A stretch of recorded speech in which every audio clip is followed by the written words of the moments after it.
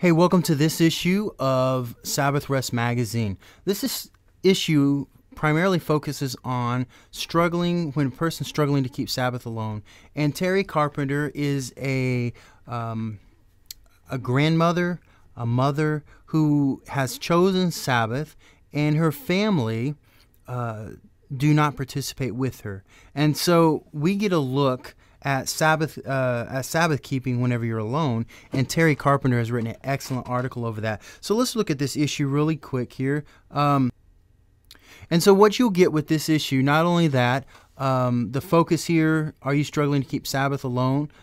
But we also have, do you recognize the privilege of Sabbath? And this is written by my wife, Lisa Gleaves, and she has thesabbathchallenge.com, and also on Facebook, the Sabbath Challenge there.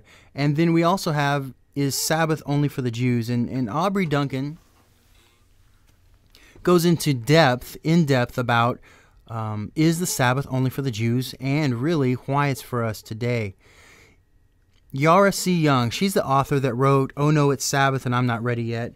Great book. And she writes about the family. Is the family the root of all society? And she talks about the importance of making sure that we're eating together, making sure that the family is at the root of our walk with the Lord, and making sure that we make family priority.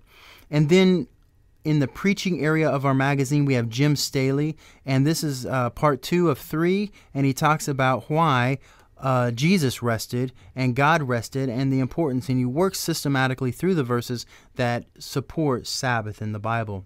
And then Rabbi, I always struggle to say his name, I apologize, Yechiel Eckstein, I believe. If I'm wrong, please correct me.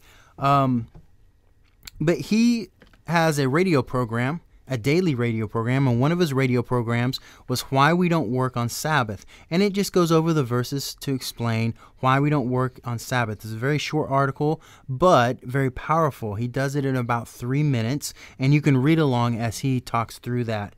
Then we have a very quick recipe, making it easy to make tropical rice pudding. Christy Decker does that for us. And then Are You Struggling to Keep Sabbath Alone is our cover issue.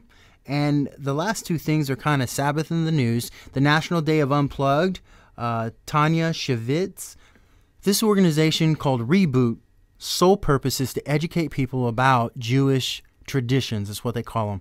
And many of these traditions, you can see them come directly out of the Bible, but they call them traditions because Reboot is geared towards a secular purpose of just educating people about Jews. And so one of their things is a time of rest, to unplug for a time of rest. But it's just to make people familiar with the Jewish way of life.